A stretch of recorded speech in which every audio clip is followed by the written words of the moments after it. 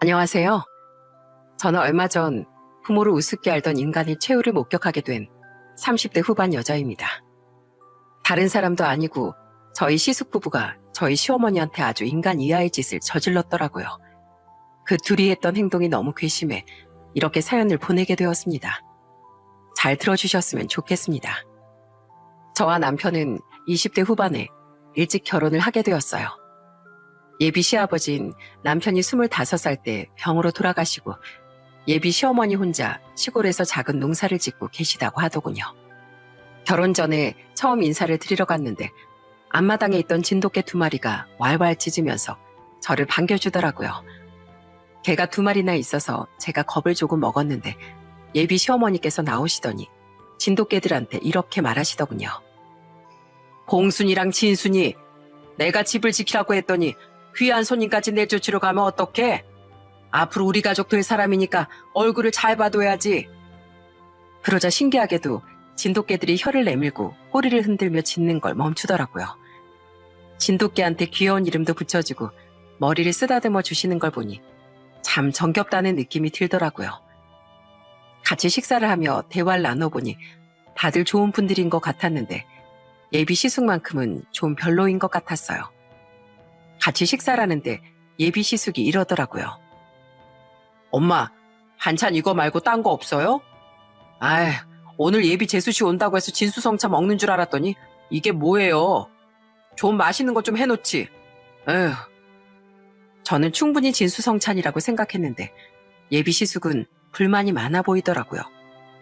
시누이가 옆에서 또 왜 저러냐고 핀잔을 줬는데도 계속 투덜거리더군요. 예비 시숙이 좀 철이 없어 보이긴 했지만 제가 예비 시숙이랑 결혼하는 것도 아니고 남편이랑 결혼하는 거니까 별로 신경 쓰지 않았습니다. 그 이후 저는 결혼 날짜를 잡아 결혼을 하게 되었어요. 그런데 보통 형제가 결혼하면 가전제품이라도 작은 거 하나씩은 해주지 않나요? 당시 26살이던 제 여동생도 결혼 선물로 냉장고랑 전자레인지를 사주고 시누이도 저희한테 TV를 선물했는데 시숙은 아무런 말도 없는 겁니다. 게다가 결혼식장에 웬 모르는 여자까지 데려왔더라고요. 제가 옆에 계신 분은 누구냐고 물어보니까 여자친구라고 하더라고요. 결혼식장에 여자친구를 데려온 것까진 그러려니 했어요. 그런데 결혼식이 끝나고 축의금을 확인하던 전 깜짝 놀라고 말았습니다. 시숙이 축의금으로 달랑 10만 원만 내고 간 거예요. 다른 사람도 아니고 친동생이 결혼하는데 결혼 선물은 고사하고 여자친구랑 와서 단돈 10만 원만 낸다는 게 말이 되나요? 대기업까지 다닌다는 사람이 왜 그렇게 쪼잔한지 내심 서운하더라고요. 그래도 선물이랑 축의금은 주는 사람 마음이니까 굳이 서운한 걸 티내진 않았어요. 그런데 신혼여행이 끝난 후 시댁에 갔는데 결혼식장에서 봤던 시숙의 여자친구가 와 있는 겁니다. 그런데 사람이 어찌나 개념이 없는지 제가 신혼여행에서 사온 가방을 시어머니한테 드리니까 시숙 여자친구가 그걸 뺏어선 자기가 막 들어보는 거예요. 어머, 이 가방 가격이 얼마나 해요? 나도 딱 이런 거 하나 있었으면 좋겠다. 이거 그냥 내가 가져가면 안 돼요? 솔직히 어머님은 시골에만 계시는데 이런 가방 필요 없잖아요. 저기요, 지혜씨. 그 가방 제가 저희 어머님 드리려고 사온 거예요. 그만 구경하고 어머님 다시 드리세요. 저는 시숙의 여자친구를 어떻게 불러야 될지도 몰라 그냥 지혜씨라고 불렀어요. 결혼할 여자라고 정식으로 얘기한 것도 아니었거든요. 그런데 갑자기 시숙이 저한테 화를 버럭 내는 거예요. 재수씨, 내 와이프 될 사람한테 지혜씨가 뭐예요? 진짜 매너 없게. 형님이라고 불러야죠, 형님. 아유, 그나저나 집이 왜 이렇게 더워? 엄마, 에어컨 좀 켜줘요. 우리 지혜가 더워가지고 땀 흘리잖아요. 그리고 과일을 좀 예쁘게 깎지 이게 뭐예요? 집에 손님이 왔는데 이렇게 대충 내놓으면 어떡해요? 시숙은 또 시어머니한테 버릇없이 행동을 하더군요. 그 모습을 본 저희 남편이 시숙한테 한마디 했습니다. 형은 손이 없어 발이 없어. 더우면 형이 에어컨 직접 키면 되잖아. 그리고 과일도 엄마가 예쁘게 잘 깎아줬구만. 왜 난리야? 형은 형 손으로 과일 한번 깎아본 적도 없으면서. 네가 무슨 상관이야? 그리고 엄마 집인데 엄마가 에어컨을 틀어야지. 왜 내 같으냐? 그런데 시어머니는 그렇게 버릇없는 시숙을 혼내지도 않고 오히려 감사시더라고요. 아유, 다들 왜 이래? 내가 에어컨 하나 켜는 게 뭐 어떻다고. 얘 주영아, 이제 시원하니? 더우면 진작에 얘기하질 그랬어. 그러자 시숙은 이제야 살 것 같다며 여자친구랑 낄낄대며 웃더라고요. 솔직히 그날 여자친구를 데려와 하도 유난을 떨어대길래 곧 결혼하는 줄 알았는데 그것도 아니더라고요. 그렇게 집에까지 데려와 놓고선 한 달도 안 돼서 헤어졌다고 하더군요. 시숙은 나이에 비해 진짜 철이 없고 버릇도 없었지만 그래도 나머지 시댁 식구들은 전부 다 좋은 분들이었어요. 그래서 전 시댁에 갈 때마다 오순도순 잘 지낼 수 있었답니다. 하루는 시댁에 갔는데 시어머니가 커다란 대야에다가 마늘을 한가득 쌓아놓고 까고 계시는 겁니다. 어머님, 마늘이 이게 다 뭐예요? 이걸 다 까시려고요? 이거 까서 다져가지고 우리도 먹고 너희도 나눠주고 해야지. 사 먹는 것도 좋지만 이렇게 한꺼번에 다져다가 냉동실에 넣어두고 먹으면 오래오래 먹을 수 있잖니. 아휴, 그래도 그렇지. 이 많은 걸 어머님 혼자 까시려고요? 저도 같이 깔 테니까 잠깐만 기다려보세요. 여보, 우리 같이 마늘 좀 까자. 아가씨도 얼른 오세요. 그렇게 다 같이 모여 앉아 수다를 떨며 같이 마늘을 까던 중 신우이가 땀이 난다며 실수로 눈을 비빈 겁니다. 아우 내 눈, 아우 매워, 아우 내 눈 어떡해. 신우이가 급하게 부엌으로 달려가 찬물에 눈을 벅벅 씻는데 소파에 들어누워 TV만 보고 있던 시숙이 신우이를 비웃더라고요. 멍청하긴. 야, 마늘 까다가 손으로 눈을 비비는 사람이 어딨냐? 꼴 좋다, 꼴 좋아. 아주버님, 혼자만 거기 들어누워서 TV만 보지 마시고 아주버님도 같이 까요. 한 명이라도 손이 더 있으면 금방 하잖아요.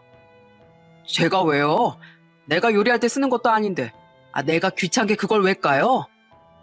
그런데 그때 저희 시어머니가 또다시 시숙 편을 드시더라고요. 예, 놔둬라. 쟨 원래 이런 거 할 줄 몰라. 그냥 우리끼리 하면 되지 뭘. 거봐요. 우리 엄마가 난 안 해도 된다잖아요. 아유, 그런데 왜 냉장고에 술이 하나도 없어? 엄마, 나 이따가 저녁 먹으면서 소주 한잔하게 소주 좀 사다 줘요. 나 올 땐 미리미리 사다 놓으라고 했잖아요. 일손도 안 도우면서 시어머니더러 술이나 사오라고 하는 그 모습이 정말 어이가 없더라고요. 그런데 저희 남편도 화가 났는지 시숙한테 한마디 했습니다. 형, 진짜 너무한 거 아니야? 지금 우리 다 마늘 까고 있는 거 안 보여? 술이 먹고 싶으면 형이 알아서 사오면 될 거 아니야. 하지만 시숙은 계속 시어머니한테 술을 사오라면서 들들 볶더군요. 결국 시어머니가 마늘을 다 까고 나서 사러 나가신다는 걸 제가 남편이랑 사오겠다고 말렸어요. 사실 시숙 심부름을 해주고 싶어서 그런 건 아니었고 술을 사온다는 핑계로 남편이랑 둘이 얘기하고 싶었거든요. 저는 술을 사러 가면서 남편한테 이렇게 물었습니다. 여보, 도대체 아주버니 왜 저러시는 거야? 애도 아니고 30살 넘게 먹은 사람이 어머님한테 진짜 너무하잖아. 아휴, 우리 형 어릴 때부터 원래 저랬어. 장남이라고 우리 엄마 아빠가 워낙 오냐오냐 하면서 키웠거든. 게다가 공부까지 잘했으니까 완전히 세상이 지 멋대로 했지. 뭐라고? 아니, 아무리 장남이어도 그렇지 혼낼 건 혼내야 되는 거 아니야? 그리고 어릴 땐 그랬다 쳐도 성인이면 지금은 정신 차렸어야지. 어머님은 도대체 뭔 죄야? 옛날부터 장남만 오냐오냐 하고 키우는 집이 있다곤 들었는데 그게 저희 시댁인 줄 몰랐습니다. 그래도 전 시어머니가 저희한테도 잘해주시니 그것만 생각하고 똑같이 잘해드렸어요. 그런데 제가 결혼하고 2년 후에 아들을 낳게 되었을 때였습니다. 저희 시어머니가 손주가 생긴 게 기쁘신지 저희 아들을 너무 예뻐하시더라고요. 그러더니 시숙한테 이러시는 겁니다. 얘 주영아, 너도 슬슬 결혼해야 하지 않겠니? 네 동생처럼 얼른 결혼해서 예쁜 자식도 낳고 살아야지. 엄마, 걱정하지 마요. 저 결혼할 여자 있거든요. 조만간 데려올 테니까 기대하세요. 그리고 얼마 안 있어 정말로 시숙이 또 여자친구를 데려왔습니다. 이번에도 저보고 형님이라고 부르라고 하더군요. 그런데 정말 웃긴 건 뭔 줄 아세요? 시숙이 여자친구 앞에서 평소대로 시어머니를 부려먹었는데 여자친구의 표정이 점점 굳어지는 거예요. 말수도 줄어들고 얼굴이 시뻘개지더니 결국엔 벌떡 일어나며 이렇게 말을 하더라고요. 주영 씨, 원래 이런 사람이었어? 내 앞에선 예의 바르고 착한 척 하더니 어떻게 어머님한테 이거 해달라 저거 해달라 가만히 앉아서 시킬 수가 있어? 결혼하면 나한테도 그럴 거 뻔한데 나 그렇게 못 살아. 그러니까 우리 결혼은 그냥 없던 일로 해. 알겠어? 그렇게 시숙의 여자친구는 파혼 선언을 하고 나가버렸어요. 저희 시어머니는 아들이 눈앞에서 파혼당하는 걸 보고 상심이 크신 듯 했지만 저는 그게 당연한 결과라고 생각했어요. 솔직히 말해 어떤 여자가 저런 남자랑 결혼을 하고 싶겠어요? 시숙은 그 이후에도 다른 여자를 또 한 명 더 데려왔었는데 이번에도 얼마 못 가서 헤어지더라고요. 저한테 또 형님이라고 부르라고 하도 닥달을 해서 형님이라고 부르며 잘해드렸는데 그놈의 예비 형님을 벌써 3번이나 갈아치웠네요. 저희 시어머니는 시숙이 계속 결혼을 못하니까 걱정이 많이 크셨어요. 저는 시숙이 결혼을 하든 말든 별로 신경 쓰지 않고 그냥 시어머니랑 잘 지냈습니다. 가끔은 시어머니랑 같이 목욕탕에 가서 서로 때를 밀어주기도 했어요. 어머님, 시원하세요? 아프진 않으시죠? 아이고, 아프긴. 뜨끈한 물에 담갔다가 때를 벅벅 미니까 아주 10년 묵은 채증이 내려가는 것처럼 너무 시원하구나. 그나저나 우리 주은인 창피하다면서 나랑 목욕탕도 같이 안 오는데 이럴 때 보면 딸보다 며느리가 더 좋다니까. 에이, 그래도 아가씨가 어머님을 얼마나 생각하는데요. 원래 제 친구들 중에서도 부끄러워서 목욕탕 같은데 안 가는 친구들 많아요. 아가씨 목욕탕만 같이 안 간다 뿐이지 어머님이랑 산책하고 쇼핑하는 것도 좋아하잖아요. 저는 시댁 식구들이 친정 식구들처럼 정말 편하고 좋았어요. 특히 저랑 시어머니, 시누이 이렇게 여자 셋이서 뭉쳐 다닐 때가 많았는데 셋이서 시장에 놀러 가는 게 그렇게 재밌었답니다. 하루는 셋이서 또 시장을 갔다가 커플로 몸빼바지랑 장화, 밀짚 모자를 산 적이 있었어요. 그날 시댁에서 세트로 다 갖춰입고 패션쇼까지 했답니다. 어머님, 저 이렇게 입으니까 완전 시골 사람 같지 않아요? 아이고, 완전히 시골 촌뜨기가 따로 없네. 얼굴만 시커멓게 타면 아주 딱이다, 딱이야. 시골 촌뜨기 중에 이 정도면 최고로 예쁜 거 아니에요? 논밭에 있는 허수아비도 절 보고 반할 것 같은데요? 그날 셋이서 깔깔대고 웃으며 누가 더 촌스러운지 대결까지 했답니다. 저희 남편도 재밌어서 옆에서 얼마나 배꼽을 잡고 웃었는지 몰라요. 그렇게 즐거운 결혼 생활한 지도 벌써 10년이 되었습니다. 그런데 하루는 시어머니가 저한테 전화하셔서 이러시는 거예요. 예, 우리 주영이가 드디어 결혼을 한댄다. 무슨 소개팅에서 만났는데 대기업 다니는 여자래. 이번 주에 인사하러 온다는데 너희도 내려올 수 있니? 네? 아주버님이 또 결혼할 여자를 데려오신다고요? 에이, 이번에도 또 금방 헤어지는 거 아니에요? 아니야, 이번엔 진짜래도 그러네. 이번엔 우리 주영이가 만나는 여자가 임신을 했단다. 임신까지 했는데 설마 파혼을 하겠니? 대기업에 다니는 시숙이 꼴의 능력은 좋아서 그런지 여자는 잘 만나는 것 같더라고요. 저는 예비 형님이 임신을 했다는 말에 이번엔 진짜겠구나 하는 생각으로 남편과 함께 시댁에 내려갔습니다. 솔직히 말하면 시숙이 아이를 임신한 예비 형님이 좀 안 됐다는 생각도 들었어요. 그런데 예비 형님이 시댁에 들어서자마자 그 생각이 쏙 들어가고 말았습니다. 사람은 끼리끼리라고 예비 형님도 성격이 영 별로인 것 같았거든요. 예비 형님은 집에 들어오자마자 불쾌한 표정으로 집안 곳곳을 둘러보더니 혼잣말로 이렇게 얘기하는 거예요. 아우, 이 쿰쿰한 냄새는 뭐야? 그리고 아무리 시골이라도 그렇지 집이 좀 그렇다. 앉아있다가 거미라도 나오는 거 아니야? 예비 형님은 밥을 먹을 때도 반찬이 입에 안 맞는다며 툴툴거리더라고요. 그런데 옆에 있던 시숙이 거기에다 또 맞장구를 치는 거예요.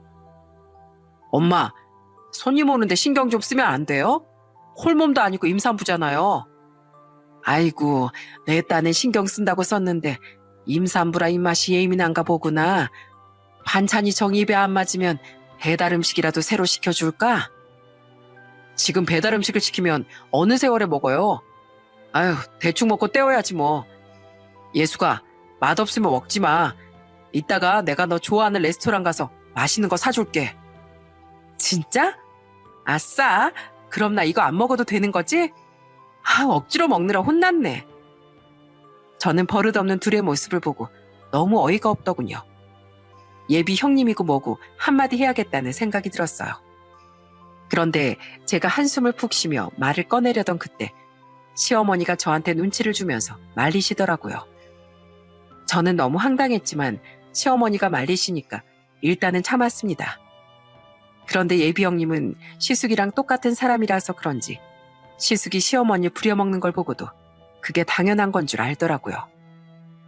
게다가 저한테도 빈정거리는 말투로 이렇게 말하는 겁니다.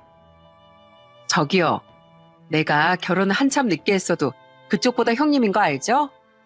그러니까 먼저 결혼했다고 유세 떨지 말고 깍듯하게 해요. 알겠어요? 뭐 저런 여자가 있는지 저는 대답도 안 하고 그냥 무시해버렸습니다. 그리고 얼마 후 시숙이 결혼을 하는데 축의금을 얼마를 해야 될지 고민이 되더라고요. 그래서 남편하고 상의를 해봤는데 남편이 그래도 형이니까 50만 원은 하자고 하길래 50만 원을 냈습니다. 솔직히 저희 결혼할 땐 10만 원밖에 안 받았는데 50만 원이면 충분히 많이 했다고 생각했어요. 그런데 신혼여행을 갔다 온 시숙이 저희 남편한테 다짜고짜 화를 내는 거예요. 야, 너 축의금 달랑 50만 원 냈더라? 그래도 내가 장남인데 50만 원이 뭐냐? 내가 쪽팔려서 어디 가서 얘기도 못해. 알아? 그런데 옆에 있던 형님까지 맞장구를 치더군요. 그래요. 솔직히 50만 원은 너무했다. 서방님이 무슨 학생이면 내가 말을 하네. 내일 모레 40살 되는 직장인이 50만 원이 뭐예요, 50만 원이. 아유, 가족끼리 그러는 거 아니에요. 알겠어요? 저기요, 형수님. 뭘 모르시나 본데 저희 형은 저희 결혼할 때 10만 원밖에 안 했어요. 10만 원 받고 5배로 돌려줬는데 그 정도면 충분한 거 아니에요? 그땐 10년 전이었다면서요. 10년 전이랑 지금이랑 같아요? 저는 순간 축의금으로 낸 50만 원이 너무 아까워지더군요. 돈을 쓰고도 이런 취급을 받으니 차라리 한 푼도 안 낼 걸 그랬다는 생각이 들었어요. 그런데 옆에서 듣고 있던 시누이도 어이가 없었는지 한마디 하더군요. 아유, 하여튼 둘이 천생연분이다, 천생연분이야. 역지사지가 안 되는 우리 큰오빠나 고마운 줄도 모르는 우리 큰 올케 언니나 둘이 아주 똑같네. 뭐라고요, 아가씨? 지금 말 다 했어요? 점점 언성이 높아지자 시어머니가 싸우지 말라면서 말리시더군요. 그러자 형님이 입을 삐죽거리면서 신혼여행에서 사왔다고 시어머니한테 선물을 하나 드리는 겁니다. 그런데 세상에 그 선물이 초콜릿인 거 있죠? 저는 너무 황당해서 형님한테 이렇게 말했습니다. 형님, 우리 어머님 당뇨 있으신 거 모르세요? 이런 걸 사다 드리면 어떡해요? 어머, 동서, 지금 내 선물을 무시하는 거야? 이거 고급 외제 초콜릿이야. 어머님이 평소에 안 드셔보셨을 것 같아서 사온 거라고. 아니, 그래도 그렇지. 받는 사람 생각은 하고 사와야죠. 안 그래요, 어머님? 그런데 시어머니는 또 형님한테 아무 말도 못하고 이러시더라고요. 아유, 됐어. 못 먹는 음식이면 좀 어때? 기껏 나 생각해서 사왔는데 방에 고이 모셔두고 구경하면 되지. 아무리 장남이랑 결혼한 여자라지만 큰 소리 하나 못 내는 시어머니가 너무 답답하게 느껴졌어요. 게다가 명절 때도 형님은 임산부라는 핑계로 아무것도 안 하고 이거 해달라 저거 해달라 시키기만 하더라고요. 형님이 시숙한테 시키면 시숙이 시어머니한테 시키고 결국엔 시어머니만 부지런히 돌아다니셔야 했습니다. 저랑 남편이 한마디씩 했는데도 시어머니는 쩔쩔매면서 그냥 형님이랑 시숙이 해달라는 대로 다 해주시더군요. 그렇게 시간이 흘러 형님이 결국 아들을 출산하게 되었습니다. 저희 시어머니는 형님이 낳은 아들이 돌아가신 시아버지를 닮았다면서 너무 좋아하시더라고요. 그런데 형님이 아이를 낳은 지 얼마 안 됐을 때였어요. 시어머니가 저한테 전화해선 이러시는 겁니다. 얘 둘째야, 네 형님이 나보고 서울로 올라와서 애 보는 거 좀 도와달라고 하는데 어떡하니? 아휴, 내가 몇 살만 젊었어도 해줬을 텐데 허리도 쑤시고 다리도 아파서 애를 볼 수 있을지 모르겠다. 아우, 어머님, 몸도 안 좋으신데 무슨 애를 봐주신다고 그러세요. 그러다가 골병 나실 수도 있어요. 그냥 안 된다고 하시고 시골에서 편하게 계세요. 아주버님이랑 형님 두 분 다 돈도 잘 버시는데 애 보는 게 정 힘들면 시터 고용해서 쓰겠죠. 그런데 그 이후에도 형님이랑 시숙이 저희 시어머니한테 수시로 전화를 해서 애를 봐달라고 부탁을 했나 봐요. 잠도 못 잘 정도로 계속 전화를 하니까 저희 시어머니가 자식이 힘들다는데 어떻게 외면하냐면서 결국은 거절을 못하고 시숙네 집으로 올라가셨습니다. 저는 평소에 봤던 시숙과 형님의 모습 때문에 시어머니가 너무 걱정이 되었어요. 그래서 가끔씩 시어머니한테 전화를 해봤는데 그때마다 시숙이랑 형님은 어디 놀러 갔다고 하더라고요. 어머님, 지난번에도 아주버님이랑 형님이랑 어디 모임 있어서 나갔다고 하지 않으셨어요? 아니, 주말엔 자기들이 좀 애를 봐야지 어머님한테 다 맡겨놓으면 어떡해요? 모임이 많다는데 어떡하니? 나야 여기 아는 사람도 없다지만 얘는 직장 동료도 있고 친구들도 있으니 어쩔 수 없지. 난 그냥 집에서 우리 손주랑 같이 있는 게 제일 좋아. 그러니까 너무 걱정하지 마라. 또 하루는 제가 집에서 갈비찜을 했는데 너무 맛있게 된 거예요. 그래서 시어머니한테도 갖다 드리려고 전화를 했는데 저한테 이러시는 겁니다. 뭐? 여기까지 오겠다고?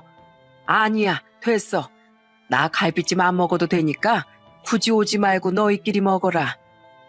에이, 그래도 갈비찜 핑계로 어머님 얼굴이라도 뵈려고 그러죠. 오지 말라니까 그러네. 너희 오면 간신히 재워놓은 애도 깨고 나도 힘들어서 그래. 난 마음만 받아도 충분하니까 그냥 너희끼리 먹어. 시어머니는 그 이후에도 제가 시숙집에 찾아간다고 할 때마다 계속 오지 말라고 하시는 거예요. 신우이한테 물어보니까 신우이한테도 그러신다고 하더라고요.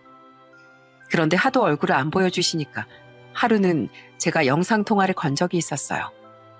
그런데 조카를 안고 계시는 시어머니 얼굴을 보니까 살이 너무 빠져 보이는 겁니다. 제가 왜 이렇게 살이 빠지셨냐고 물어보니까 이렇게 말씀하셨어요.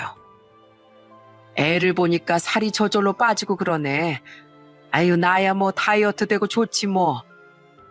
저는 조금 찜찜한 기분이 들었지만 시어머니가 웃으면서 그렇게 말씀하시니 제가 괜한 걱정을 하고 있나 하는 생각이 들었어요. 그런데 얼마 후 시어머니가 울먹거리는 목소리로 저한테 전화를 하신 거예요. 어머님, 목소리가 왜 이렇게 안 좋으세요? 설마 지금 우시는 거예요? 아니, 그냥 오랜만에 네 목소리가 좀 듣고 싶어서 나이가 들어서 그런지 갑자기 기분이 울적해지고 그렇네. 어머님, 무슨 일 있으신 거죠? 저한테 솔직하게 말해보세요. 네? 무슨 일은? 아유, 아무 일도 없어. 그냥 시간도 늦고 잠도 안 와서 가만히 앉아있다 보니까 네 생각이 나서. 시어머니는 제가 몇 번이나 무슨 일이냐고 다시 여쭤봤지만 끝까지 대답을 안 해주셨어요. 저는 아무래도 심상치 않다는 생각이 들었습니다. 그런데 얼마 후 시어머니 생신이라 밖에서 다 같이 만났는데 조금 이상한 분위기를 느끼게 되었어요. 그렇게 쌀쌀 맞고 버릇없던 형님이 시어머니한테 너무 잘해주는 거예요. 어머님, 오늘 생신이시니까 많이 드세요. 자, 여기 어머님이 좋아하시는 굴비. 제가 살 발라드릴까요? 평소에 잘 하지도 않던 행동을 하는 것도 이상했는데 저희 시어머니가 그걸 웃으면서 받아주는 것도 아니고 눈치를 살살 보시는 것 같은 거예요. 게다가 식사를 하다가 조카가 칭얼거렸는데 시어머니가 안절부절 못하시더군요. 예, 하빈이 내가 볼 테니까 넌 얼른 밥 먹어라. 난 먹을 만큼 먹었으니까 이제 그만 먹어도 돼. 에이, 어머님, 제 아들인데 제가 봐야죠. 제가 나가서 달래고 올 테니까 어머님은 마저 식사하세요. 하지만 끝까지 안절부절 못하는 시어머니의 모습을 보고 저는 뭔가 있다는 걸 직감적으로 느끼게 되었어요. 그날 집에 돌아온 전 남편한테 이렇게 얘기했어요. 여보, 이거 아무래도 수상해. 아주버님 댁에서 뭔가 일이 있는 게 분명하다고. 그러자 남편도 제 말에 동의를 하더군요. 그래서 저희는 시어머니를 직접 찾아가기로 했어요. 며칠 후 시어머니한테 전화해서 시숙이랑 형님 집에 있냐고 물어보니까 또 모임이 있어서 밖에 나갔다고 하더라고요. 그래서 저와 남편은 용산 전자상가에 들러 소형 카메라를 사들고 시숙 집에 방문했습니다. 시어머니한테 간다고 얘기하면 또 오지 말라고 말리시게 분명하니 간다는 말도 없이 다짜고짜 찾아가 벨을 띵동 띵동 눌렀어요. 시어머니는 저희를 보고 깜짝 놀라 이러시더군요. 뭐야, 너희가 갑자기 여긴 왜 왔어? 제가 어머님 보러 오는 건데 뭐가 어때서요? 어차피 형님이랑 아주버님은 모임이 있어서 나갔다면서요? 저희 어머님이랑 할 얘기 있으니까 잠시만 들어갈게요. 그렇게 현관문을 비집고 들어간 전 시어머니의 두 손을 잡고 이렇게 얘기했습니다.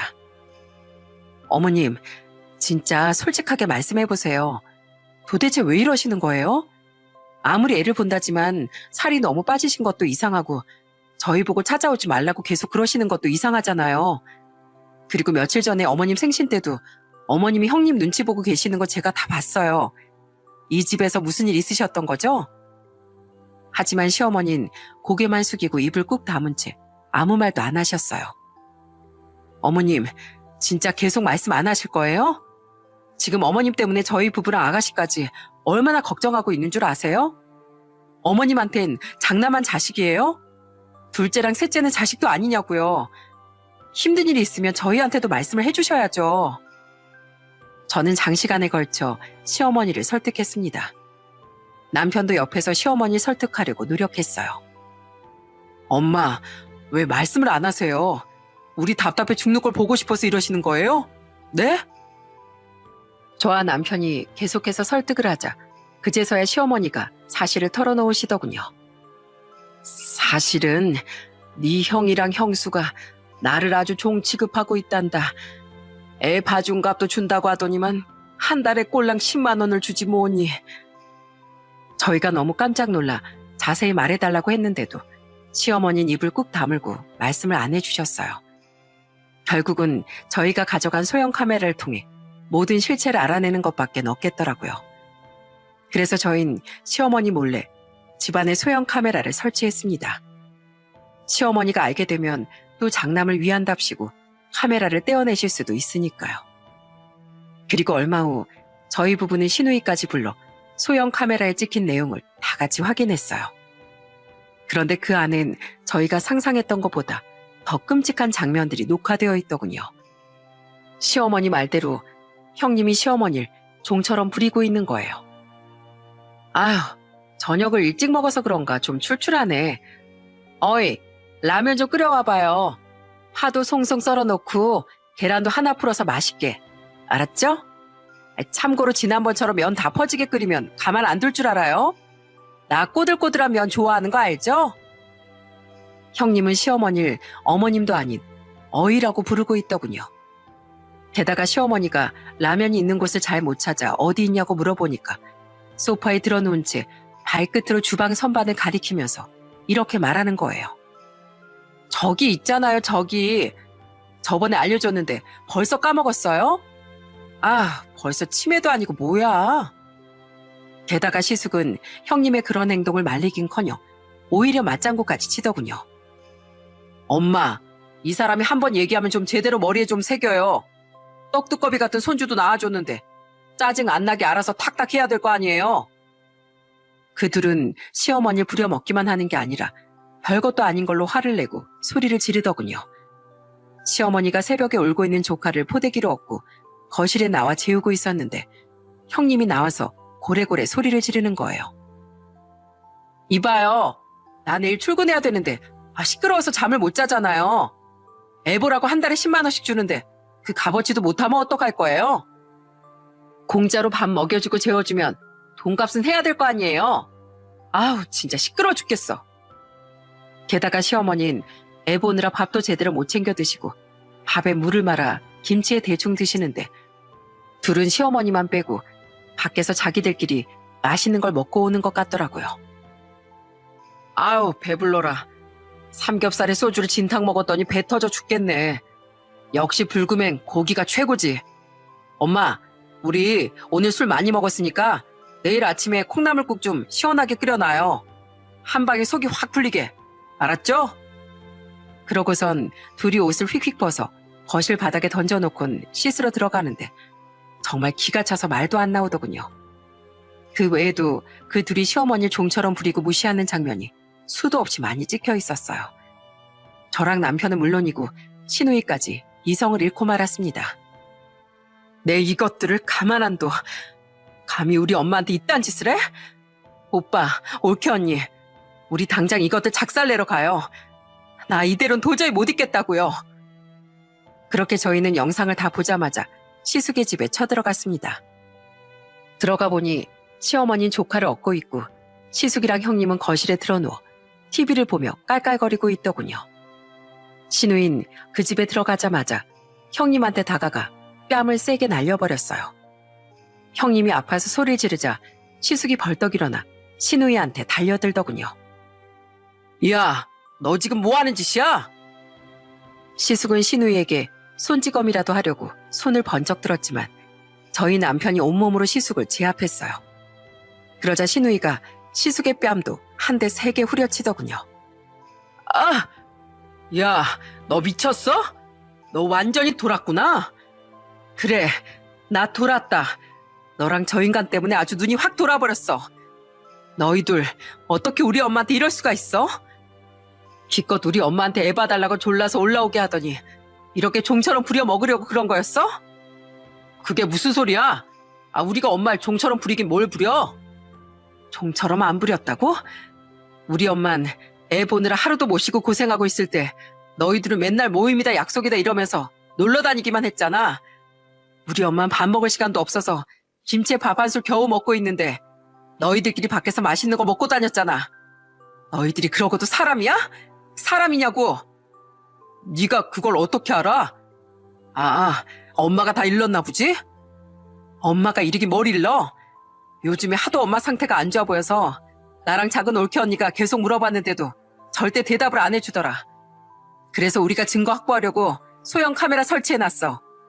녹화된 거 보니까 아주 가관도 아니던데. 아주 쓰레기라고 부르기도 아까운 수준이던데. 뭐라고? 감히 우리 집에다가 소형 카메라를 설치해? 이것들이 진짜 미쳤나? 그러자 이번엔 저희 남편이 시숙한테 이렇게 소리쳤습니다. 그래, 미쳤다. 그럼 내 엄마가 그렇게 힘들어하는데 안 미칠 자식이 어디 있냐? 형, 진짜 이러는 거 아니야. 어릴 때부터 엄마 아빠가 형 장남이라고 대우해주고 해달라는 거 다 해줬는데 나이를 먹었으면 보답할 생각을 해야 되는 거 아니야? 그런데 어떻게 보답은커녕 우리 엄마를 저 지경까지 부려먹을 수가 있어? 뭘 자꾸 부려먹었다는 거야? 솔직히 말해서 엄마가 공짜로 애 봐줬냐? 우리 집에서 먹여주고 재워주고 애 봐주는 값도 다 줬거든? 아, 꼴랑 그 10만 원? 야, 대기업까지 다니는 인간이 요즘 시터 월급이 얼마인지도 모르냐? 밖에 나가서 10만 원에 애 봐줄 사람 있는지 한번 물어봐. 가족들끼리도 그렇게나 안 해. 형이 돈이 없는 것도 아니고 둘 다 대기업 다니면서 이게 도대체 무슨 짓이야? 그리고 형수, 우리 엄마한테 깍듯하게 대하지 못할 망정 아주 하대를 하던데 도대체 그건 어디서 배운 겁니까? 아주 부부가 쌍으로 미쳤어요? 그러자 형님이 코웃음을 치면서 이렇게 말하더군요. 아니, 요즘엔 시어머니가 며느리 눈치 보고 살아야 되는 세상인 거 몰라요? 그럼 어머님이 우리 애 봐준다고 내가 납작 엎드리기라도 해야 돼요? 진짜 웃겨 정말. 죄송하다고 싹싹 빌지 못할 망정 뻔뻔하게 나오는 그 모습을 보니 너무 화가 나더라고요. 그래서 이번엔 제가 형님한테 한마디 했습니다. 형님, 애초에 형님이 애 보기 힘들어서 어머님한테 부탁한 거잖아요. 어머님이 몇 번이나 거절했는데도 잠 못 자게 계속 전화해서 들들 볶았다면서요. 그럼 죄송해서라도 더 잘해드려야 되는 거 아니에요? 어떻게 사람이 이래요? 동서가 무슨 상관이야. 내가 내 마음대로 하겠다는데. 참나, 별것도 아닌 거 가지고 가족들이 다 찾아와서 이게 뭐 하는 짓이야. 무식하게 진짜. 무식한 건 우리가 아니라 형님이겠죠. 머리만 똑똑하면 뭐예요? 하는 짓은 짐승보다도 못한데. 어머님, 여기서 이러지 마시고 저희랑 얼른 가요. 이딴 취급 받으면서 애봐 주실 필요가 없다고요. 그러니까 얼른 옷 입고 나가요. 네? 참나, 갈 테면 가보던지. 그럼 누가 무서워할 줄 알고? 저희는 그렇게 시어머니 모시고 밖으로 나왔습니다. 그리고 경찰서에 가서 고소까지 하고선 시어머니를 저희 집에 모셨어요. 저희 남편은 서럽게 울면서 시어머니한테 이러더라고요. 엄마, 도대체 이게 말이 되는 소리예요? 여태까지 왜 그러고 산 거예요? 그런 취급 당했으면 진작에 그 집에서 나왔어야죠. 왜 바보같이 다 참고 살았냐고요. 그래도 네 형이 장남이지 않니? 여태까지 결혼한다고 여자를 몇 번이나 집에 데려왔었는데 다 파토나고 힘들게 네 형수랑 결혼한 거잖아. 게다가 애까지 낳고 이제 잘 살아보겠다는데 내가 엄마로서 도움이 되고 싶어서 그랬어. 그냥 나 혼자 감당하면 우리 자식들 다 잘 먹고 잘 살 수 있을 것 같아서 그랬다고. 그러자 이번엔 시누이가 오열을 하면서 시어머니한테 이러더라고요. 엄마, 그게 도대체 무슨 소리예요? 그건 엄마가 너무 착해 빠져서 그런 거잖아요. 요즘 세상에 자식들한테 그렇게까지 하는 엄마가 어딨어요? 엄마가 그렇게 큰오빠한테 헌신해서 얻은 게 도대체 뭔데요? 엄마가 그런 식으로 다 오냐오냐 하면서 받아주니까 큰오빠가 어렸을 때부터 싹수가 노랬던 거 아니에요. 그래서 내가 큰오빠 버릇 진작에 잡았어야 된다고 했잖아요. 어릴 때부터 저대로 놔두니까 완전히 인간 말종으로 자란 거라고요. 미안하다, 미안해. 툭하면 네 큰올케가 이혼한다고 가버린다는 둥, 애 버리고 도망가겠다는 둥 이렇게 협박을 하니까 내가 어쩔 수가 없었어. 힘들게 결혼한 내 아들 이혼당하고 혼자 애 키우게 만들 순 없잖니. 그래서 나도 큰 소리 한 번 못 내고 어쩔 수 없이 당하고 산 거야. 그런데 해도 이렇게까지 할 줄은 나도 몰랐다. 나 솔직히 너무 억울하고 서러웠는데 너희들한테 말하기도 창피하고 진짜로 둘이 이혼하고 갈라설까봐 여태까지 말을 못했던 거야. 시어머니 말에 너무 가슴이 답답해서 한숨만 푹푹 나오더군요. 저는 시어머니를 위로하며 이렇게 얘기했어요. 어머님, 여태까진 당하고 사셨지만 이젠 저희도 다 알았으니까 그러실 필요 없어요. 부모한테 그런 식으로 하는 인간들은 절대 용서해주면 안 된다고요. 그러니까 앞으로는 절대 참지 마세요. 저희가 어머님 편이니까 저희만 믿고 사시라고요. 아시겠죠? 그러자 시어머니는 눈물을 뚝뚝 흘리면서 고개를 끄덕이시더군요. 그 이후 시어머니는 저희 집에서 지내시고 시숙이랑 형님은 경찰의 조사를 받게 되었어요. 그런데 고소당한 게 무섭긴 했는지 뒤늦게 저희 집에 찾아와서 시어머니한테 사과를 하더군요. 엄마, 죄송해요. 그동안 엄마한테 못되게 굴고 함부로 대한 거 사과할게요. 그런데 저희도 잘못했지만 엄마도 좀 너무했어요. 불만이 있으면 얘기하고 풀면 되지. 왜 경찰에 신고까지 하는데요? 가족끼리 너무한 거 아니에요? 저는 순간 그 말을 듣고 아주 눈이 뒤집어지는 줄 알았습니다.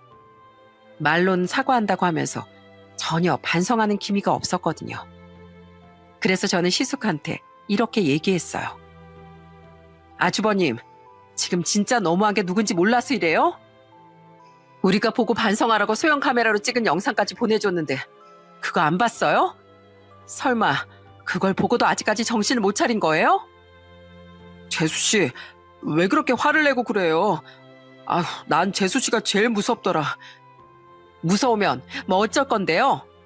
아무리 어머님이 오냐오냐 하면서 키웠다지만 성인이 됐으면 옳고 그른 건 본인이 알아서 판단을 했어야죠. 세상에 자기를 낳아주고 키워준 엄마한테 그러는 사람이 어딨어요? 짐승도 자기 어민 알아보는 법인데 아주버님은 짐승보다도 못한 인간인가 보네요. 참나, 무슨 말을 그렇게 심하게 해요. 그래서 지금 잘못했다고 사과하러 왔잖아요. 사람이 사과라면 받아줄 줄도 알아야 되는 거 아니에요? 그동안 둘이서 어머님을 괴롭힌 시간이 얼만데 이렇게 찾아와서 사과 한마디로 끝날 줄 알았어요? 어머님은 그 와중에도 아주버님 결혼 파탄 날까봐 혼자 그 괴로운 거 다 감당하시던 분이에요. 만약에 우리가 소형 카메라 설치 안 했으면 어쩔 뻔했어요? 우리 어머님 언제까지 괴롭힐 작정이었냐고요? 그러자 옆에 있던 형님이 애원하는 표정으로 저한테 이러더군요. 동서, 내가 미안해. 난 그냥 어머님한테 우리 애 돌까지만 부탁하려고 했었어. 그런데 동서도 애 키워봐서 알겠지만 애가 툭하면 울고 이러니까 나도 모르게 짜증이 나고 그러잖아. 내가 그래서 그랬던 거지 어머님을 무시해서 그런 건 아니었어. 어머님을 무시한 게 아니라고요? 그럼 왜 아랫사람 부르듯이 어이하고 불렀는데요? 왜 이것저것 시키면서 함부로 부려먹었는데요? 가사도우미나 시터로 고용한 사람한테도 그렇게 함부로는 안 해요. 그런데 어떻게 가족한테, 그것도 시어머니한테 그럴 수가 있어요? 진짜 예의를 밥 말아 먹다 못해 어디 쓰레기장에 처박은 거 아니에요? 아니라니까 그러네. 어머님, 동서가 지금 화나서 그런 것 같은데 동서 말 듣지 말고 제 얘기 좀 들어주세요. 우리 하빈이 맨날 어머님이랑 자다가 저랑 자니까 잠을 통 못 자요. 맨날 울고 보채서 힘들어 죽겠단 말이에요.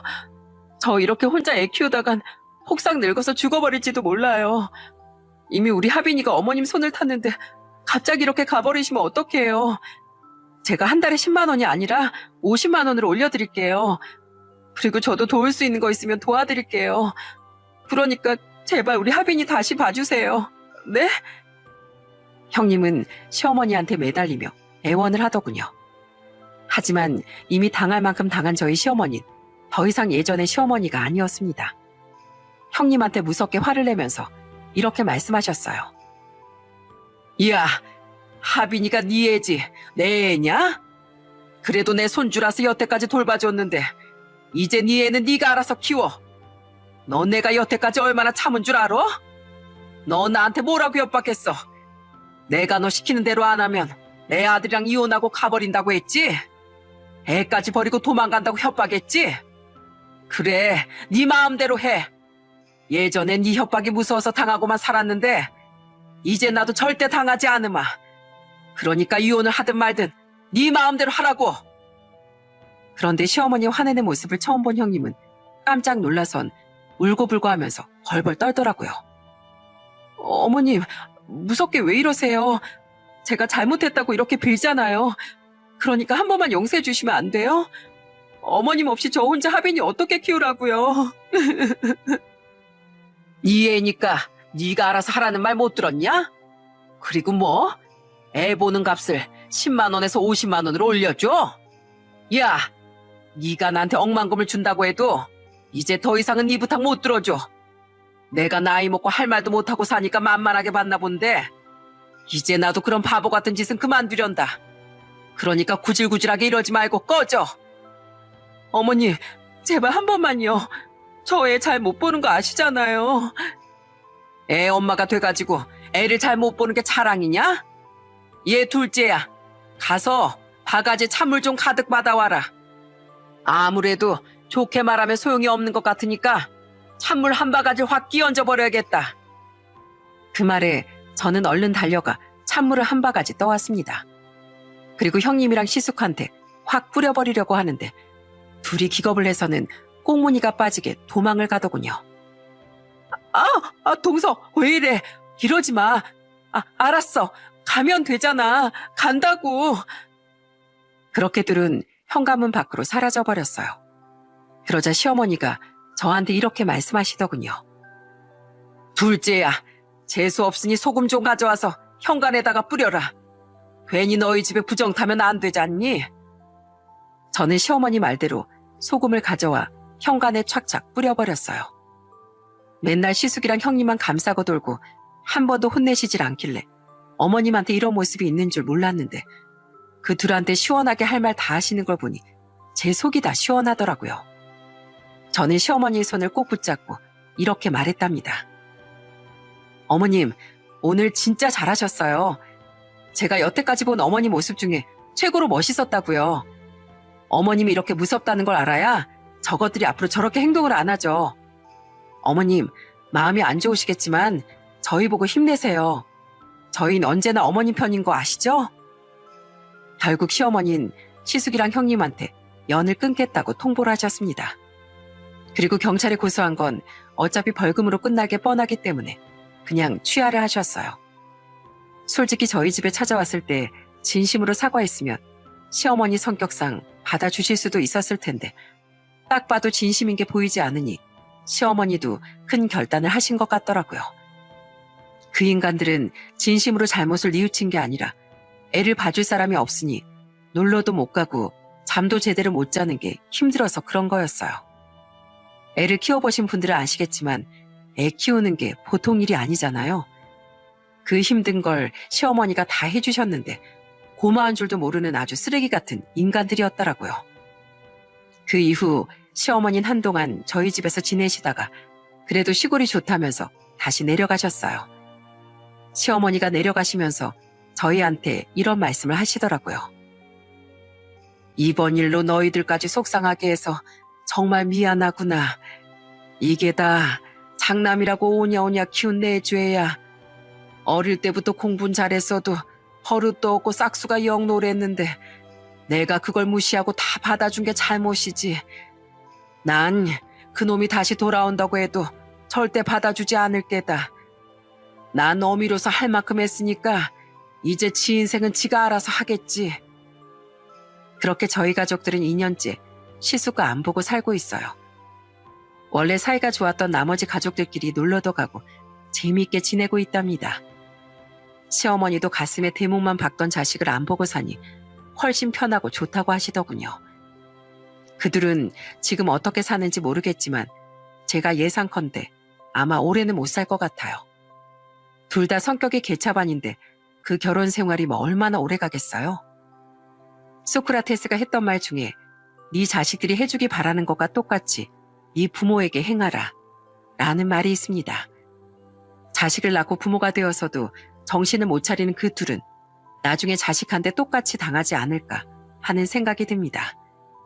그때가 돼서 후회해봤자 본인들이 저지른 죄가 있으니 마땅히 그 벌을 받아야 되겠죠. 여러분, 효도가 뭔지 잘 모르실 땐 방금 제가 말씀드린 소크라테스의 명언을 한번 생각해 보시길 바랍니다. 저도 저 명언을 가슴 깊이 새기며 저희 친정 부모님과 시어머니께 최선을 다하려고 합니다.